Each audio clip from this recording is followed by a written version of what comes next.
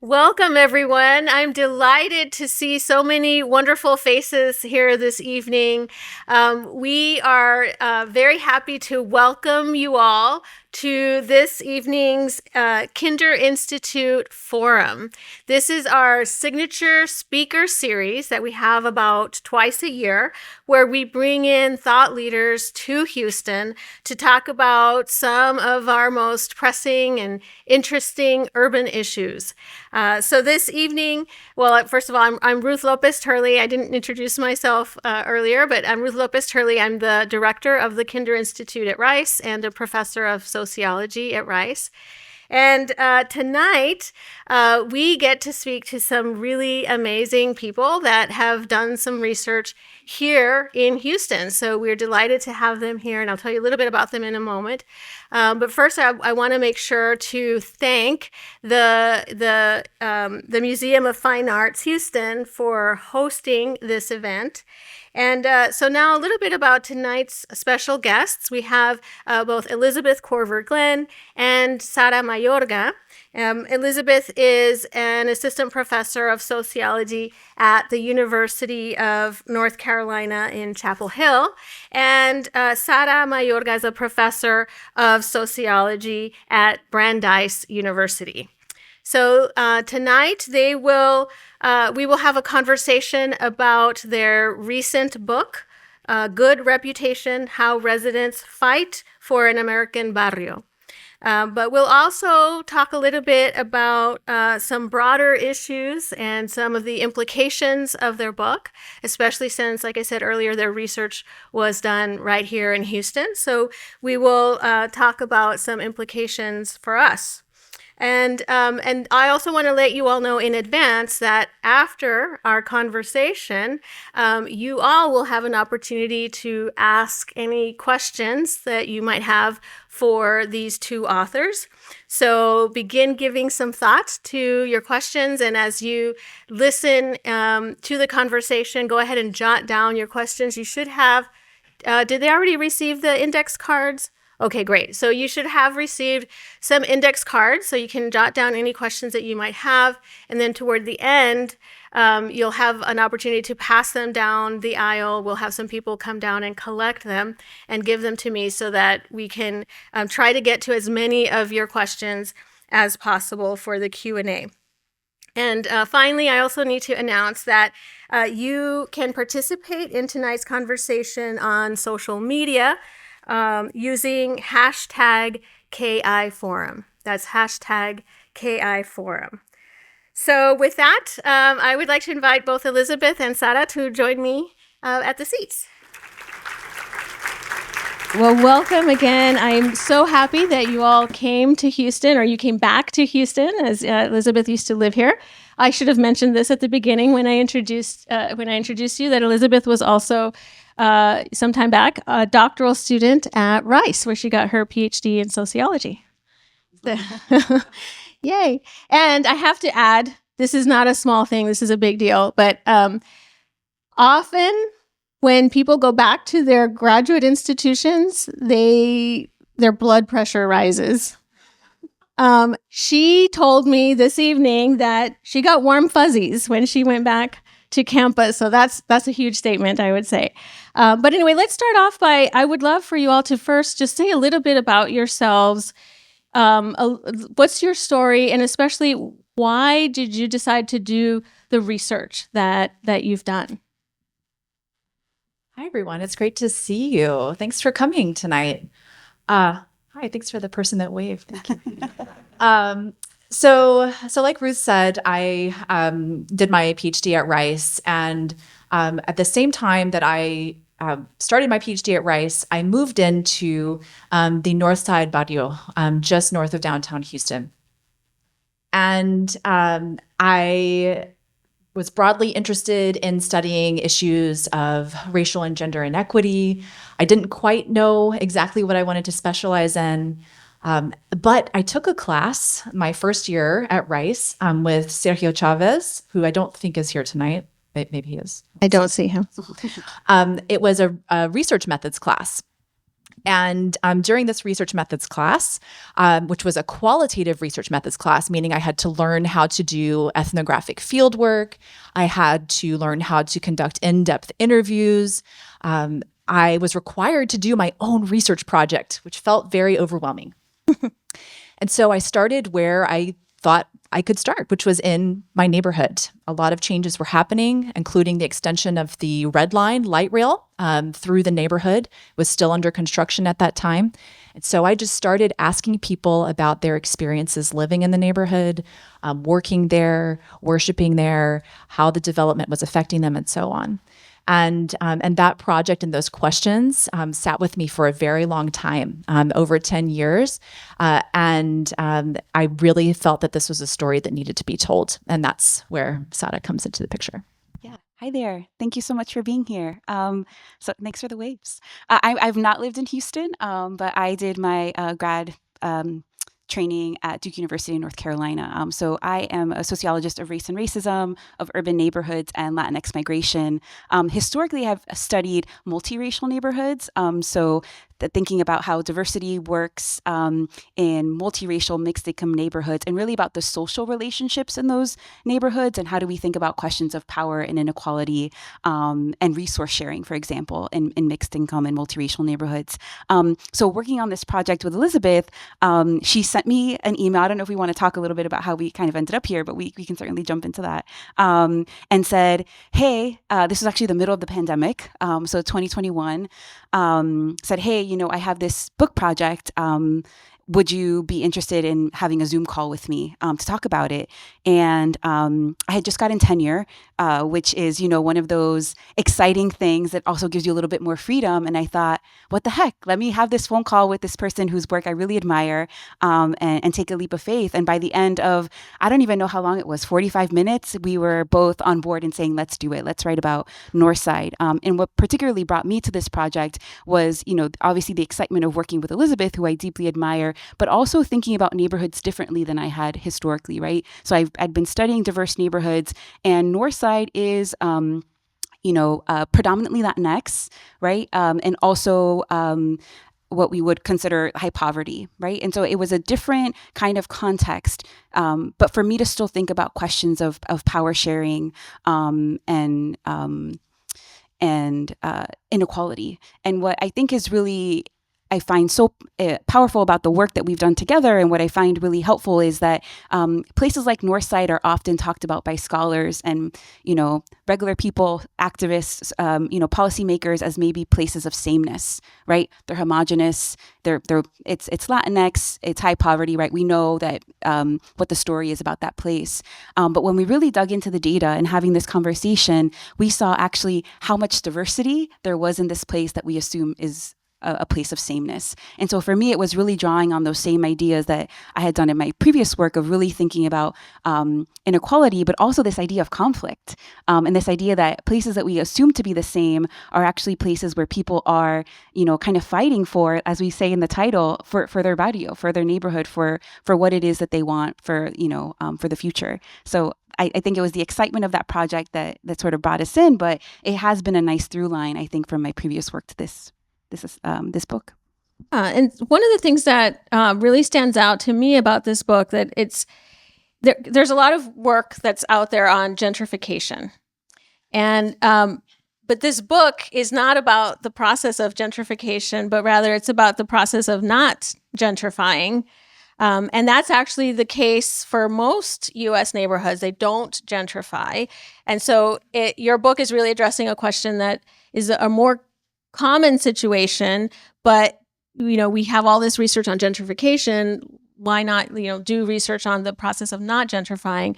Can you tell us a little bit about what you learned through this research, and why this particular neighborhood, why you think this particular neighborhood did not gentrify?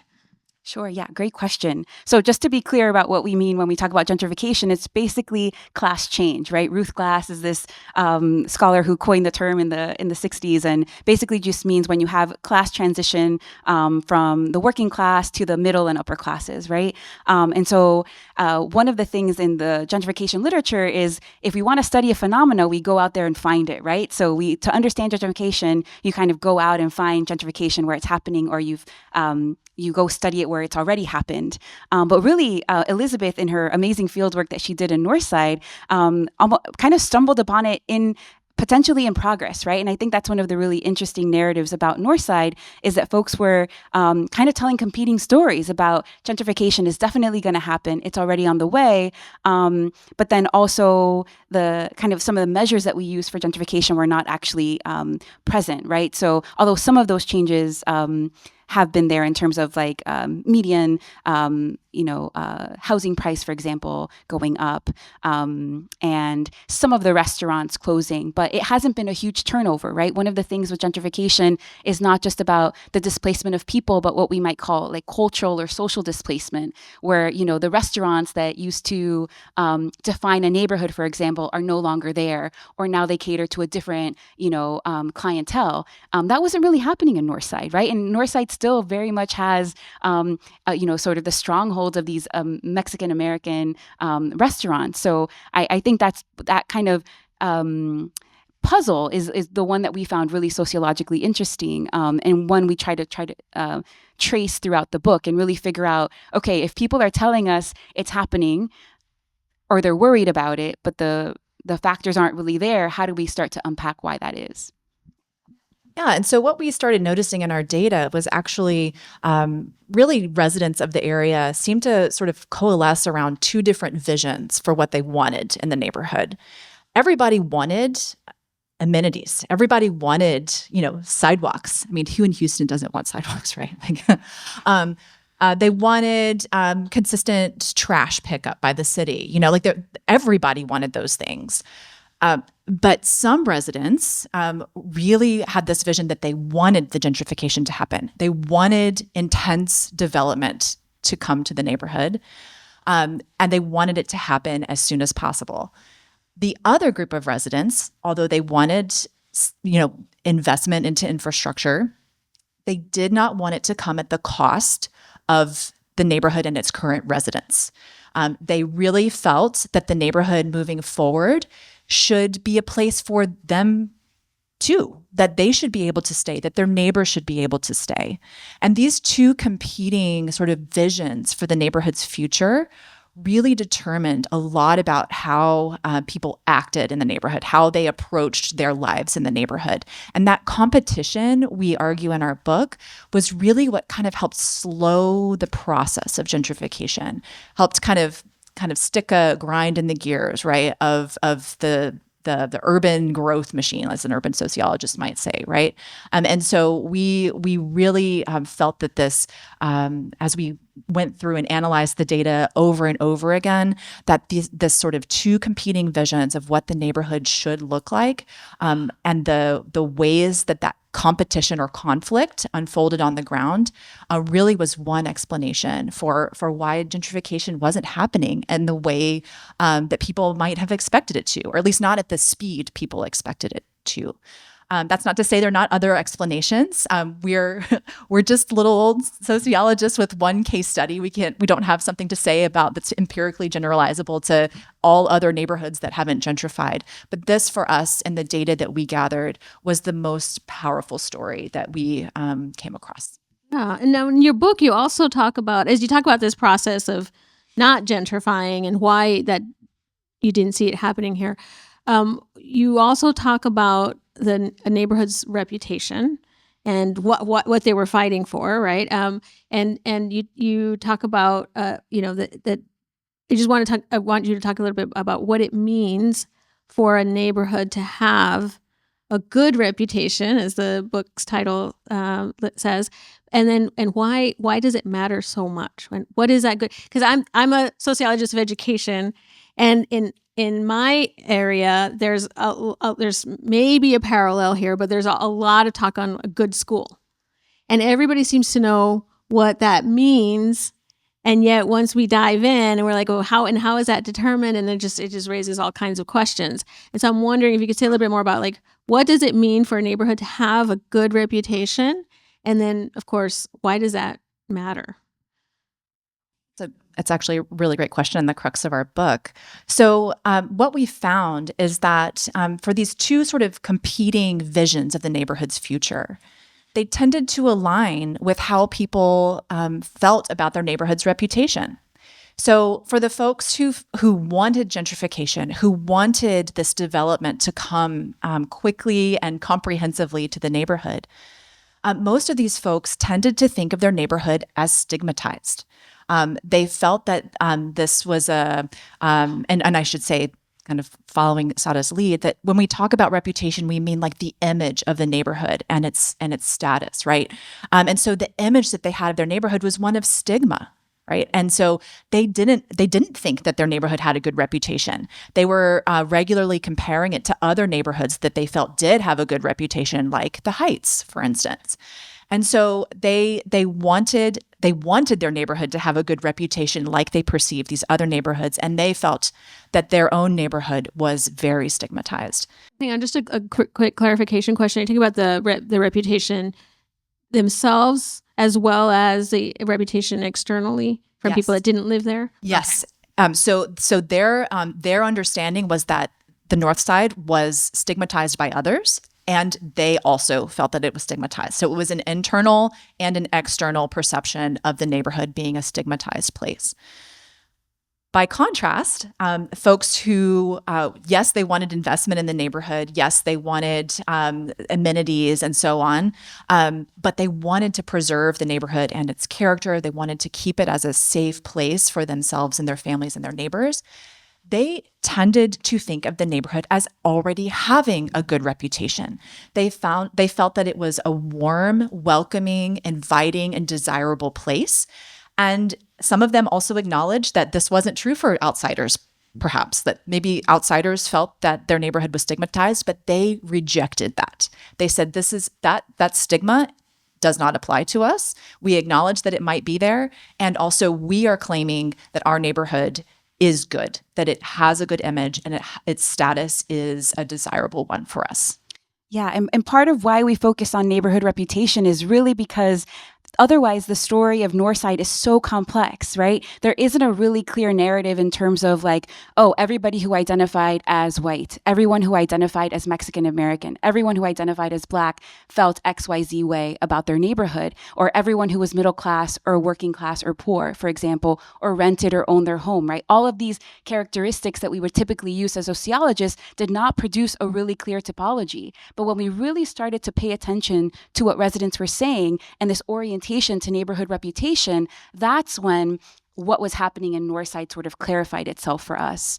And that reputation, I want to make clear too, is not just something that one person holds necessarily. People also moved between these orientations depending on what the topic was, right? So are we talking about Mexican restaurants that we really love? Or are we talking about cantinas? Or are we talking about development? Or all of these different neighborhood issues, people kind of moved in and out of the orientations, which is why we kind of think of it as like vision or orientation rather than as something intrinsic to a person. And so we were really trying to trace all of the conversations about Northside. It was this kind of dichotomy, even though it might seem really clean, actually people were slipping in and out of these categories themselves. That's interesting to see, not to see this as a static position, but something that can change. Did you also see it changing over time? Like, did you have any or come across any residents who felt one way at one point? Because you said, like, depending on the topic, but also I wonder, did that happen? Like, they felt one way, predominantly one way at one time, and then they changed their minds at another time. Did you find some of that? Yeah, I'm thinking of one example, and I can't remember what we call her. The name. Everyone in the book has a pseudonym, so I can't remember the name of this a resident. But they do talk about how their perceptions, for example, of recently migrated Mexican migrants, and they themselves are Mexican American. And how that kind of changed over time. And it was actually one of the neighborhood institutions, one of the Catholic churches, that and the relationship with their priest that kind of helped facilitate this a reorientation, we might say, to think about this community rather than stigmatizing them, but thinking about sort of strength and solidarity with that group. I do think that it was interactions with different neighborhood actors and institutions that certainly, helped produce people's orientations to one or the other. Right. Yeah. Now, so far, we've been talking about the things that you learned about this neighborhood happening right now, or I should say at the time that you did this research, which was not that long ago. But you also, of course, consider in your book the history of this neighborhood, which, of course, by the way, I'm married to a historian who's here, so he would appreciate me saying history matters. And you would agree, apparently. You have a chapter in your book dedicated to some historical events, including a very famous murder that took place in, I think, 1977, the murder of Jose Campos Torres, as well as you also brought up the Moody Park Uprising, also very famous a year later in 1978. Tell us a little bit more about why you brought up these particular historical events and why you think they're so important for the present day.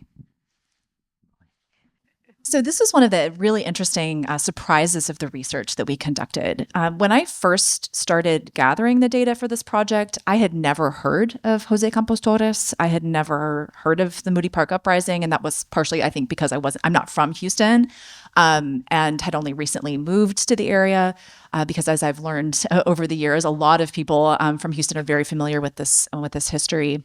But when I started gathering the data very early on, residents of Northside started mentioning the murder of Jose Campos Torres, and then a year later, the Moody Park Uprising. And so I started getting really interested in this. And if people didn't mention it in later interviews, I would ask them about it. And why it made it into the book is that the Moody Park Uprising and Jose Campos Torres were very early indicators to us of how central neighborhood reputation was to how people were understanding the current or futures of their neighborhood, the current status and future status of their neighborhood. So how did this play out? So for those who aren't familiar, as Ruth said, Jose Campos Torres was a Mexican-American Vietnam War veteran who was murdered by Houston police officers in 1977. His body was found floating in Buffalo Bayou, just south of the neighborhood. And the residents in our study repeatedly referred to this event as a really unjust and unfair event that was likely a signal of racism in the Houston Police Department at that time. Almost everyone we talked to was in agreement on this. It was one of the few things that we heard in the data where people were actually almost in complete agreement. However, then a year later, after Torres's murder, comes the Moody Park Uprising.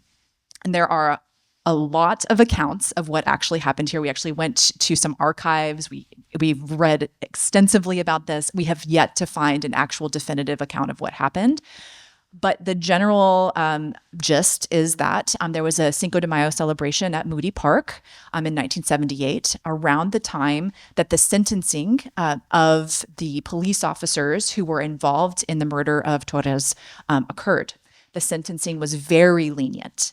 And we don't know exactly what sparked the uprising at Moody Park during the celebration, but one started. It became quite large. It overflowed into nearby areas of the neighborhood. Some property was damaged. There were a number of people who were arrested. There was a Houston police presence in the neighborhood for some time afterwards. And when residents talked about the uprising, this is when we saw the conflict reemerge. Some residents felt that this uprising was actually good for the neighborhood's reputation. They felt very strongly that this was a turning point and a catalyst for, in particular, the institution of the Houston police to begin to view them as humans who had rights and who could stick up for themselves and who needed to be, who deserved to have the same civil rights as every other Houstonian. On the other hand, the other group who felt very strongly that this uprising was actually a catalyst for the neighborhood's stigma. They felt that this was actually the origin point of the neighborhood stigma, such that now people associate Northside with danger, unruliness, violating the construct of private property, and so on, right? And so for them, Moody Park uprising was actually the start of why their neighborhood was stigmatized and why it couldn't seem to shake it, because Moody Park is still there and Moody Park still exists in sort of the Houston imagination.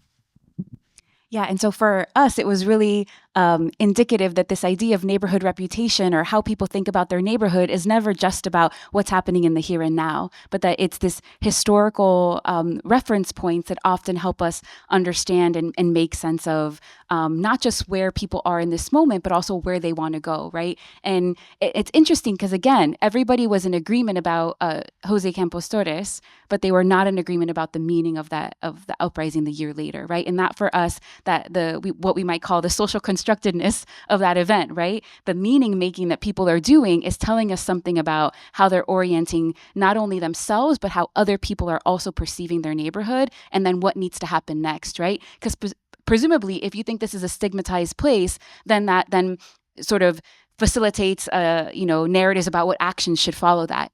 In the inverse, if you think this is a place of pride and a place where of solidarity, then that's also going to then implicate different actions for the neighborhood. So these ideas are never just ideas; they also are orienting towards particular behaviors and agendas. And it's amazing to see how long that can last. And I'm sure there are some people in this room that hadn't been born yet, right? But we still hear about these events and how significant they are, and they can still shape our thinking about things. So I think we echo history matters, right? I think that's true. Yeah. That goes to you. Okay. So I wanted to come back to a point that you all made earlier about how some residents had one approach for some ideas, some places, and not for others. And so I wanted to talk a little bit about the variation that you observed, especially in terms of neighborhood institutions, where it seemed like some were celebrated and others were definitely not celebrated. People were advocated to get rid of them, those kinds of things. Can you talk a little bit more about that contrast, and again, why you think that matters for this process or lack thereof that you observed? Right, absolutely. So we differentiate in the book between what we call para aquí and para llevar institutions, right? So for here and to go, right? Kind of a play on a takeout order. And so the para aquí institutions were what we call ethnic restaurants. So Mexican restaurants in the neighborhood that had, people always had their favorites about, oh, you need to go here for the tacos, here for the fajitas, I just have one very clear memory of, oh, I don't go there because the hostess is not nice to me, right? So people have ties and relationships to these neighborhood places, but those are mostly positive. Religious institutions, particularly Catholic churches, there were a couple in the neighborhood, were also these para aquí institutions, right, that people felt really defined Northside in a positive way. And the other set of institutions that were mentioned by some, but not all, as a really good sign for the neighborhood were what we call like non-ethnic restaurants, right? And what's interesting about these, like Radical Eats is an example of one of the ones that was mentioned at the time, which actually no longer exists in Northside and is shuttered, while some of these long-standing ethnic restaurants Mexican American restaurants continue to be in the area. So again, it doesn't tell an easy story of development of, oh, we're definitely changing, but that there are places that people still have a lot of pride and continue to go to. And so we could contrast these para aquí institutions with the para llevar institutions, which we make the argument that they are, when we kind of asked people about things that they wanted to see changed, cantinas were mentioned, public housing was mentioned, and then there were institutions that were kind of split. They were para aquí for some and para llevar for others, and those included like neighborhood schools, for example. And again, that neighborhood reputation really mattered for how people saw schools. So, you had some folks who sent their kids to neighborhood schools, really had a lot of pride in having themselves been alum of those institutions, while others, using the stigmatized identity of Northside, said that they would never send their kids to these schools, right? And really wanted their kids to go elsewhere, really didn't want to spend time in the neighborhood.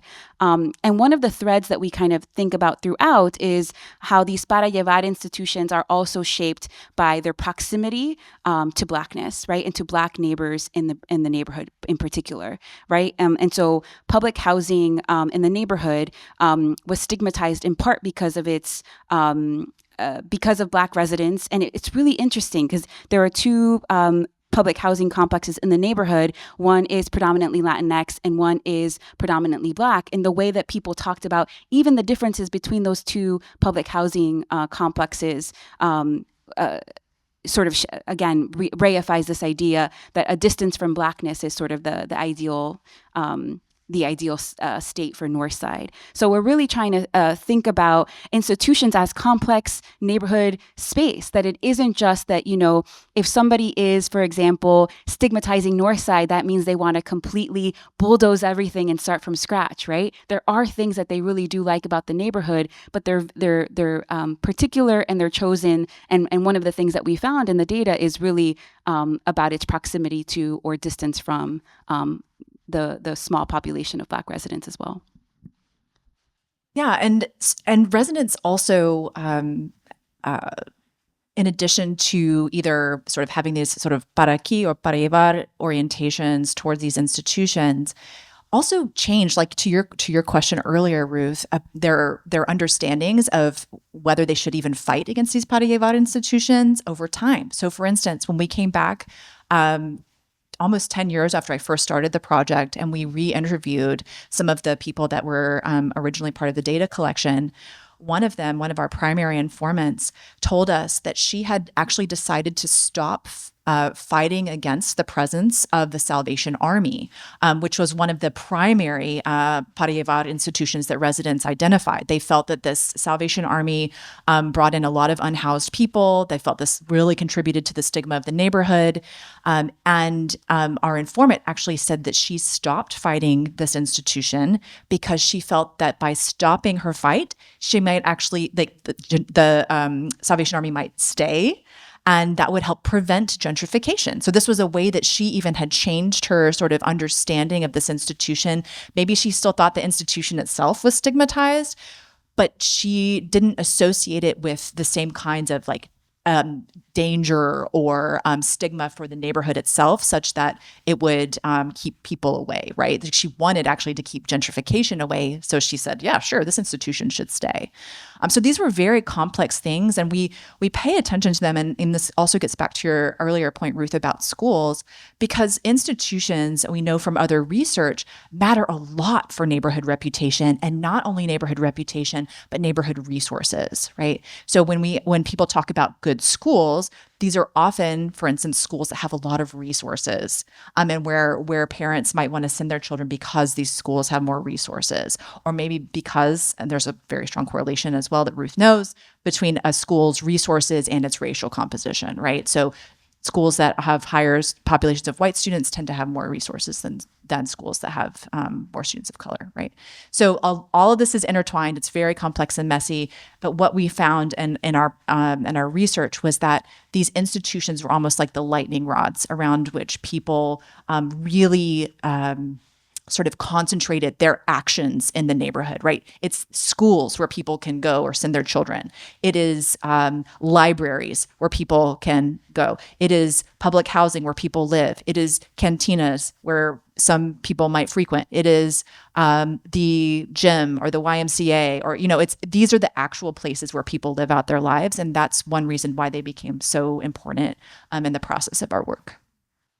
Now, I also want to talk about some broader implications and a little bit about your previous work, not just this book. But before I do that, I need to digress a little bit and ask you a question about your methods, because I have to say that it's pretty unusual, maybe even pretty unique. I don't know. You guys can tell me. Pretty unusual for this type of research, which sociologists call ethnographic research, which means that you really immerse yourself over a period of time in a particular place or process or something to really try to understand it from within, right?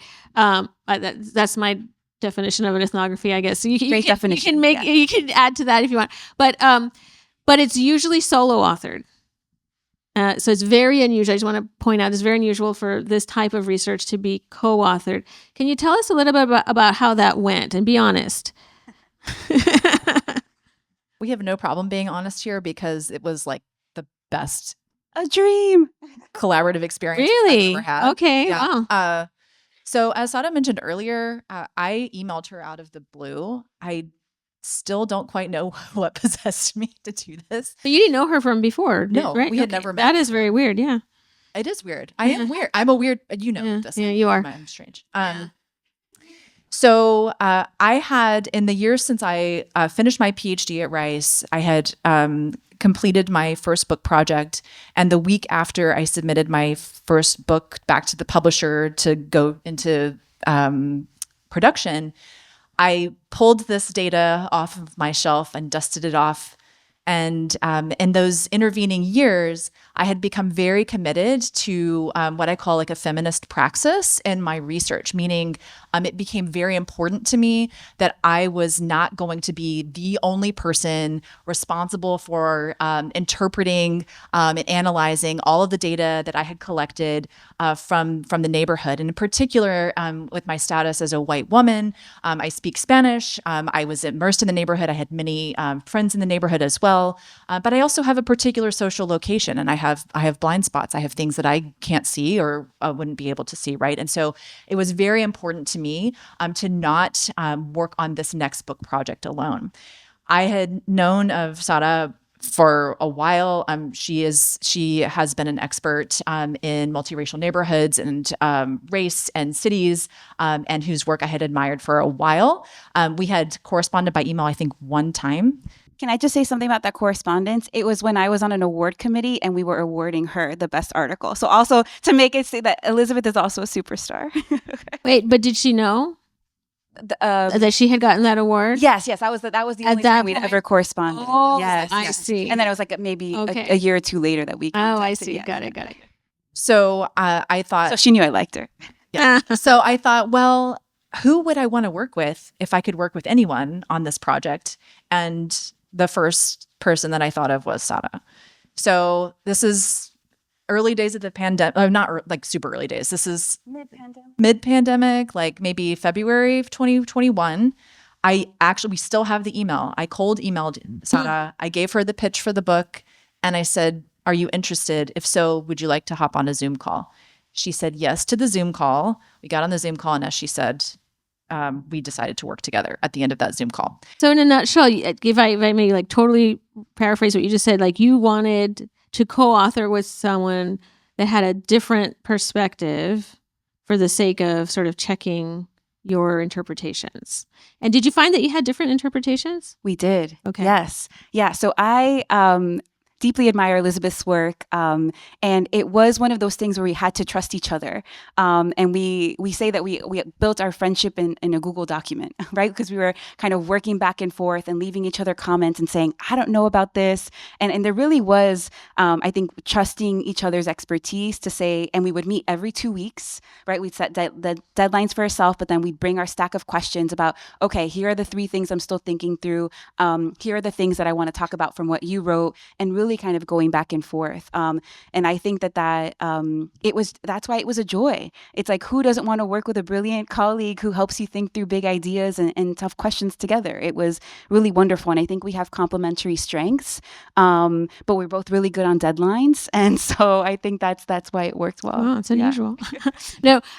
So I also I said it earlier, I wanted to ask a little bit about your previous work, and I'll start with you, Elizabeth, just because your previous work was also about Houston. And I don't know if some of you may not be familiar with her previous work, but it really, looking at the racial composition of neighborhoods and how that's associated with housing costs and so forth. And can you say just at a high level a little bit about your main findings there, and in particular, like what you think is going, because I know you still keep up with what's going on right now. There's a lot going on in housing in Houston right now. And what do you think some of those implications are of that prior work that you did? So, in a quick nutshell, one of the major strands of my research has been to examine the relationship between neighborhood racial composition and home values.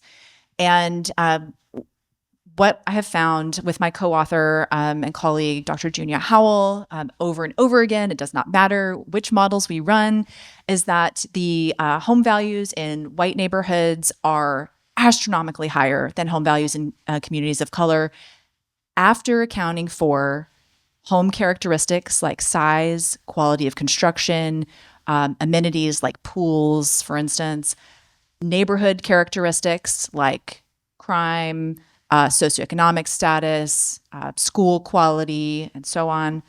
And we have found this every time we have conducted the research. And not only that, we have also found that pattern is getting stronger over time.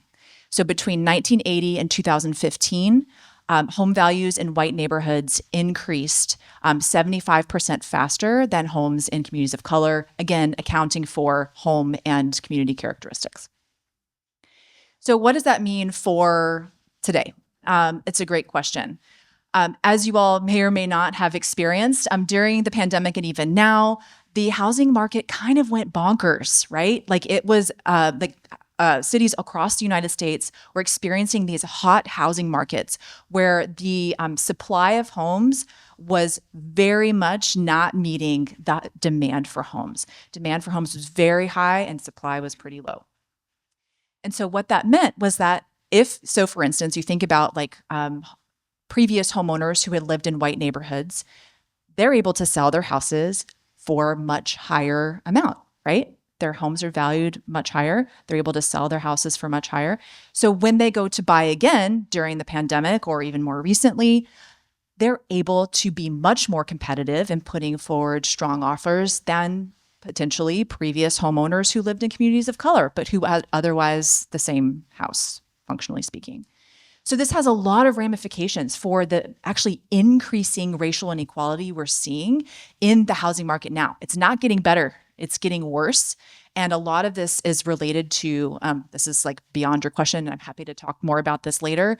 It's related to appraisal valuation methods and the ways that homes are valued, the logics that go into that, and the actual calculation of The comps, as they call them. Yes, exactly. And that actually hasn't really materially changed much at all since the civil rights movement. So that's I'll just leave it there. But that's one of the things I think about a lot in our current housing climate. And then, of course, I have to mention, going back to the History Matters thing, there's a whole history there in housing segregation, how all this got started, and why it has implications today for the house values that are based on racial composition. I mean, it just goes, and it's just this cycle. So, of course, I'm going to ask later, how do we break out of it? If you have any suggestions, but let me hold that thought, or give you a moment to think about it. But Sad, I also wanted to ask you a little bit about your previous work. Sure. Not in Houston, not in Houston, but what does your research say about neighborhoods and in terms of, because you looked at diverse neighborhoods, but what did you find in terms of inequities or inequalities? Yeah, so I was really interested in studying multiracial spaces, in part because, when we're thinking about, questions of racial inequality have been kind of what's been guiding my work. And when we look at the literature and what does the literature say about racial inequality, it often talks about this question of spatial proximity, right? So how residential segregation, for example, helps facilitate racial inequality. And so I wanted to take that premise and really study it, in depth and say, okay, if we're presuming that racial segregation helps facilitate racial inequality, what if we studied what we might call racially integrated neighborhoods, right? What do those neighborhoods look like? And what do the social dynamics of those relationships look like? And so I studied a multiracial neighborhood in Durham, North Carolina. I don't know if any of you have been to Durham. Yes. Woo. Oh, you got it. Yes. and talked to white, Black, and Latinx residents of the neighborhood that I call Creek Ridge Park. And I was really trying to map the social relationships in this neighborhood, asking them questions about who they spend time with, where do they walk their dog, things that might seem kind of innocuous. Also asking, do you have any friends in the neighborhood? Who might they be? And really trying to kind of parse out how the social shapes these broader questions of inequality, right? So for example, we might take a question about friendship and wonder, what is friendliness have to, or what is the racial composition of your friend group matter in the neighborhood, for example. But then when you're asking residents a question like, have you ever had a conflict with a neighbor? And if so, how would you handle it? And people say, well, if I'm friends with the person, I'll just go over, right? You knock on their door, say, hey, can you turn the music down? The baby's sleeping, or hey, your dog's being a little bit loud, or your dog pooped on my lawn, whatever the problem might be. We've all had all sorts of problems, right, with our neighbors. And then the alternative is, or if I don't know them, what do you think the response is? You call the police, right? So if your friendship networks then are, where friends, for example, if you're a white homeowner and your friends in the neighborhood are all white, and then the people that you don't know are your neighbors of color, then what does that then mean for like a racialized pattern in terms of who's getting the police called on them for, maybe their lawn being too long, the neighbor, the dog being off a leash, or what the situation might be, right? So those are the kinds of interpersonal social dynamics that I was really trying to understand. Again, not to point fingers and say, oh, okay, here is the grouping of racists in this neighborhood, right? But really trying to understand how do the everyday behaviors and relationships that we have also then help shape or potentially challenge, right, these broader systems of inequality that we know, right? So that's very interesting. Yeah.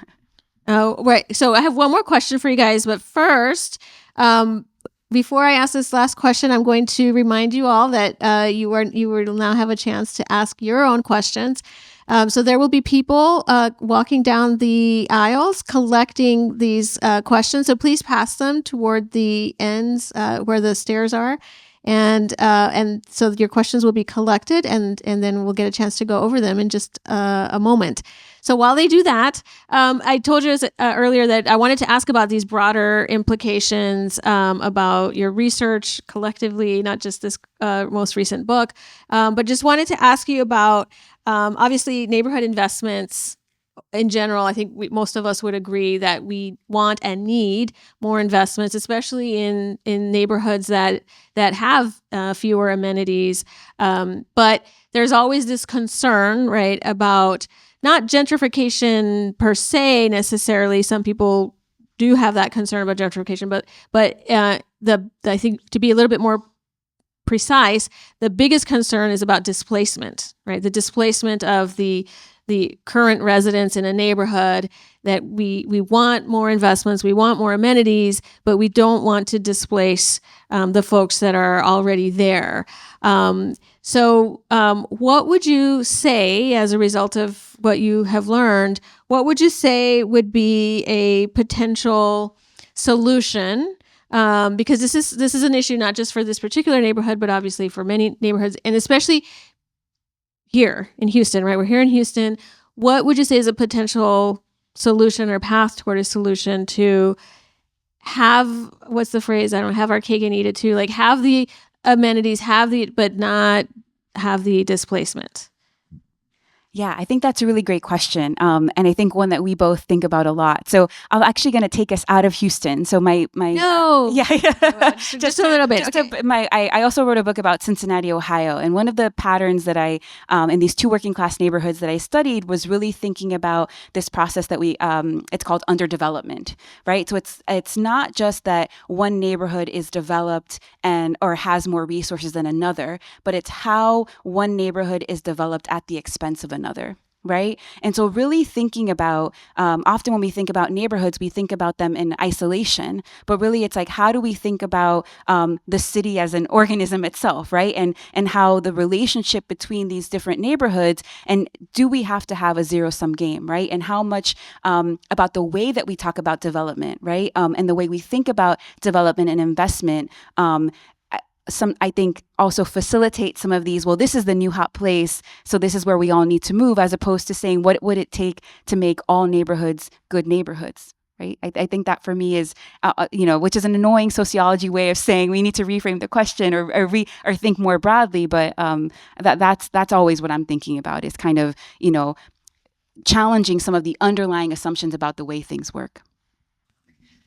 Yeah, and I'll bring it back to Houston. So in our book, we talk a lot about the history of the city of Houston in actually disinvesting, not only in Northside, but other neighborhoods of color throughout the city, other low-income and racially marginalized neighborhoods. And this actually came up and was still a problem during our field work. So for instance, one thing that we regularly saw in our fieldwork was that the city just didn't regularly empty its public trash receptacles. Trash receptacles get full. Even if just one bag of trash falls out or a possum gets it or something, trash gets strewn everywhere and it doesn't look great and the residents don't like it and it doesn't feel good, and it also contributes to this broader sense of our neighborhood isn't a good enough place for the city to even pick up the trash on a regular basis, right? So this comes up. And it's also connected to the ways that cities have historically and even still today spend public money. So, for instance, the colleague that I mentioned earlier, Dr. Junia Howell, and I are working on a project on what's called tax regressivity. And Junia actually did a nationwide study where she found that over the last 10 years, actually it was 2012 to 2022, during that time, low-income and racially marginalized households were paid 17% greater amount of sales and property tax. So their sales and property tax payments increased 17% between 2012 and 2022. During that same period, the amount of sales and property tax paid by households making over $200,000 decreased. And cities don't distribute public money equitably to start with. So one of the things that I hope cities, including Houston, will do is take a hard look at not only how the money is being distributed. It's public money. People pay taxes. They're not paying equitably, though, and how that money is being distributed. And even today, I actually went up to Northside to say hello to some of our research participants who are actually neighbors and friends of mine when I lived here. And one of them told me another story about how a neighbor of hers who is 70 years old had noticed and experienced a leaking water pipe on the sidewalk in front of her house. And she called 311. She called 311 repeatedly for 5 months. She got her neighbors to call 311. And it was only after a connection of this, our respondents who had someone in a local news station call the news station to come down and talk to the people, that the city of Houston actually sent someone to fix this leaking pipe, right? So this is the kind of thing that these residents are fighting for their neighborhood. They are. And often their pleas, their attempts are going unheard. So that's one thing. And then, of course, it's complex. The issue of displacement is ever present. And I'll just note, like I'm kind of approach this event like when I'm teaching.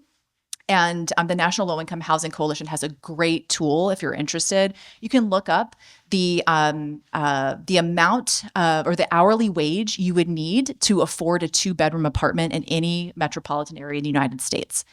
In the zip code where Northside is, to afford an average 2-bedroom apartment, you would need to earn $21 an hour, which is, of course, about 3 times higher than the federal minimum wage.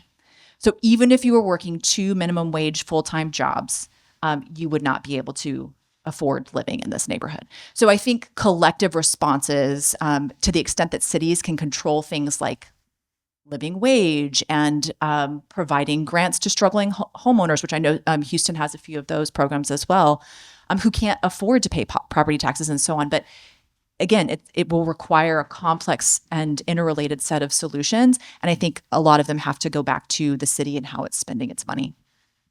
And can I add one more thing? Yeah. Another model that's has been used in other cities is the community land trust model, which I don't know if any folks are familiar with that model, but basically it's a way of having a land trust purchase the land, and then the people who, and it makes affordable housing because you're only paying rent on the home, not on the land, right? Or you're only paying your mortgage on the home and not on the land.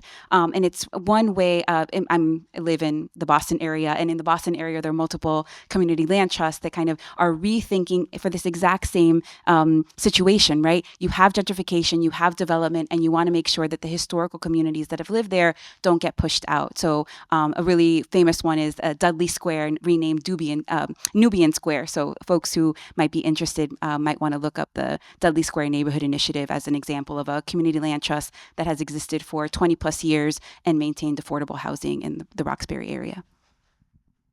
All right. Well, now I'm turning to audience questions, and I'm going to try to combine some I'm going to try to include as many of them as possible, but we probably won't have time to get to all of them. Lots of great questions. So for this question, did you ask or get a sense of what Northside residents wanted their neighborhood to be or become?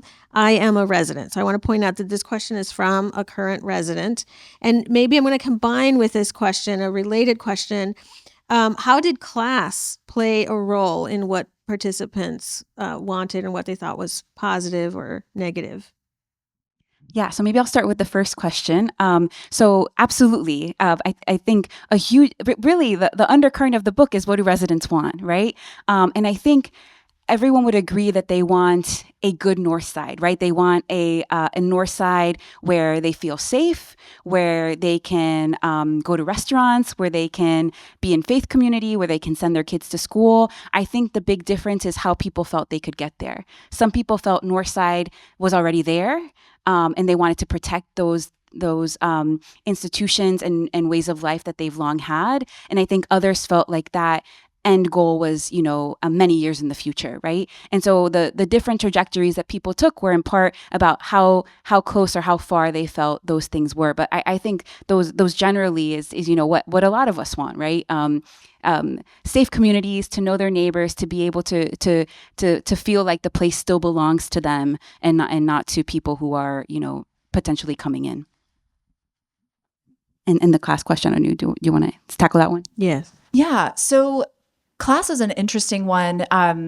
It didn't come up in the ways that I think that I anticipated that it would come up. I thought it would be kind of like what Sada alluded to earlier, more of a clean story, right? Like that the middle class, for instance, homeowners in Northside would think this way, and maybe the working class and low income residents would think another way. And that's not what we found. We actually found that there was a lot of diversity, in particular amongst the middle class residents. Some middle class residents were, again, aligned with this idea of the neighborhood wasn't where it needed to be, and they worked actively to try to bring it into alignment with a less stigmatized place. And then other middle class residents actually were very happy with their neighborhood, and they didn't really want it to change. They wanted it to be the same. They liked the history. They liked the present. They wanted it to continue into the future the way that it was. Yeah, and we also had renters who did want the neighborhood to change, right? And we're also trying to grapple with the fact that, okay, I know that, the light rail coming in potentially is going to change the neighborhood, but I also keep wanting the neighborhood to change, and also thinking about themselves wanting to become a homeowner. So again, people's thinking about this was really complex and couldn't be kind of cut clearly across questions like, or categories like race and class. Yeah. And I'm actually going to go back to the first question, if that's okay, Ruth. Yeah.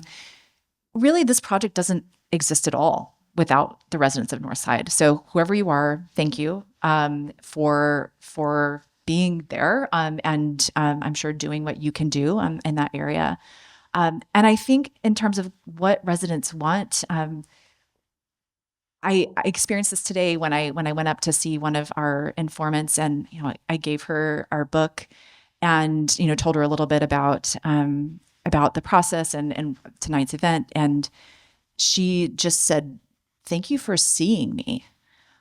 I think that's really kind of the crux of it, that people wanted to be seen. They wanted to be seen by the city. They wanted to be seen by their neighbors.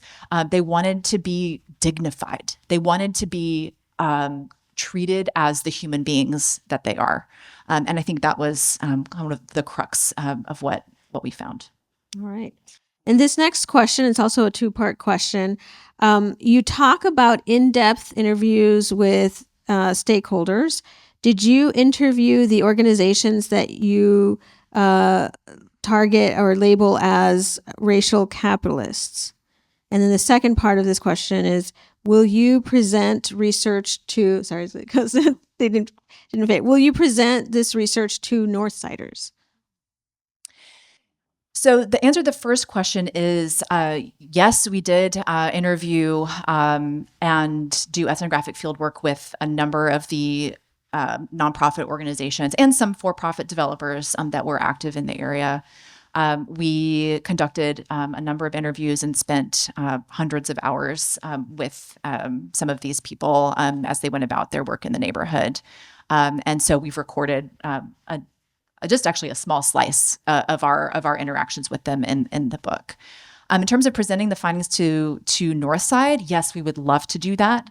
In fact, I think we were hoping to do it on this trip, and for a variety of interlocking personal reasons, Sada and I weren't able to make it happen this time. But we do hope to, and hope to be able to present it directly in Northside at some point.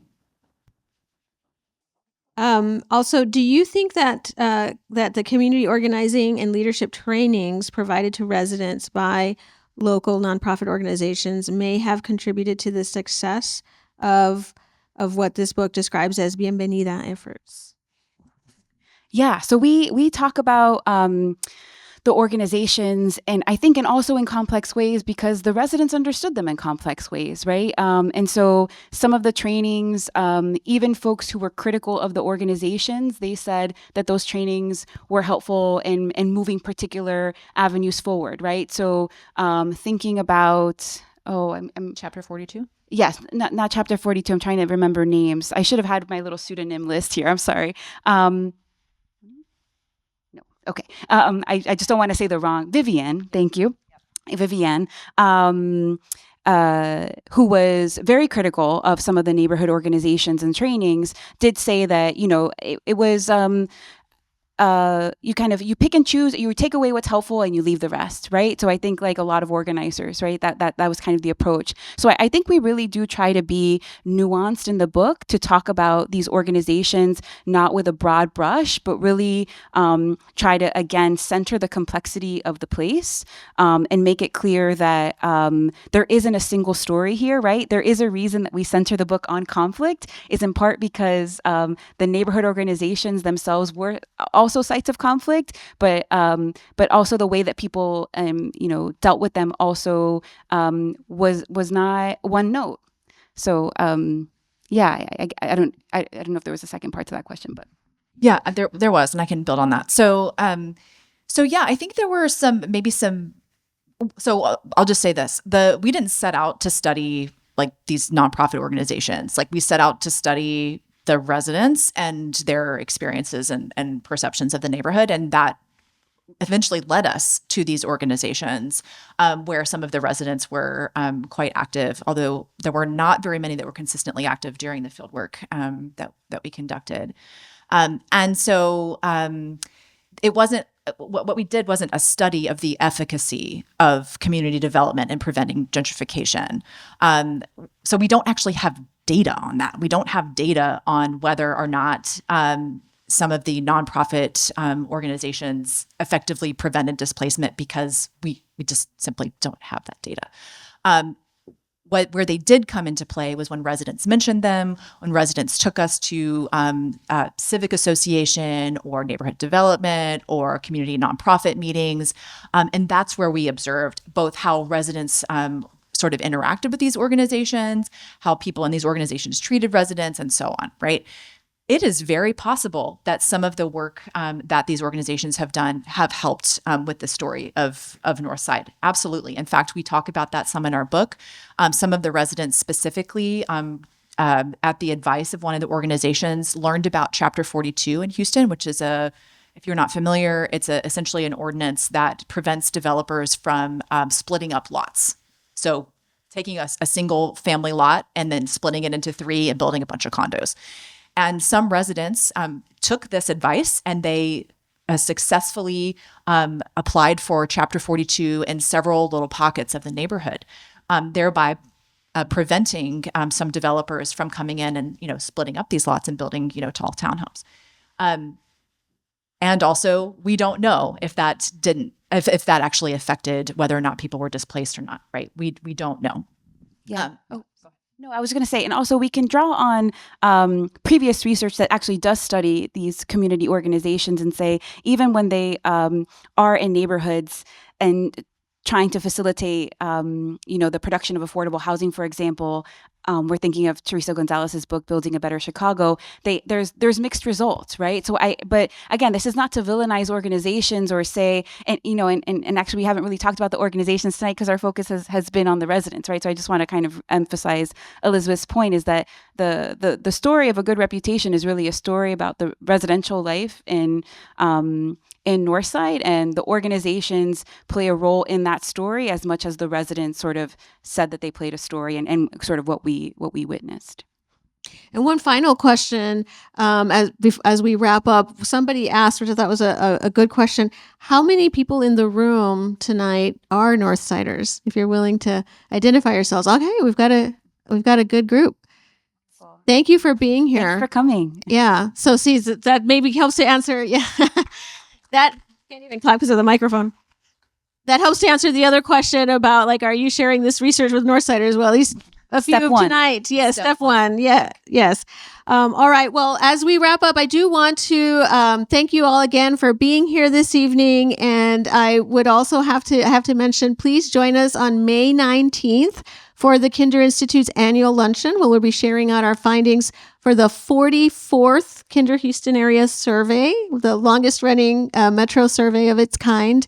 And also on June 17th, I know this is still a way away, but this is something that, since we mentioned housing as part of this conversation, the Kinder Institute will be releasing its annual State of Housing report. And I have to stress that this year will be followed by a companion report that will be focusing on potential solutions, since housing affordability is increasingly a challenge here in Houston. So please join us for both of those events. If you want to register, please go to our website, which is kinder.rice.edu.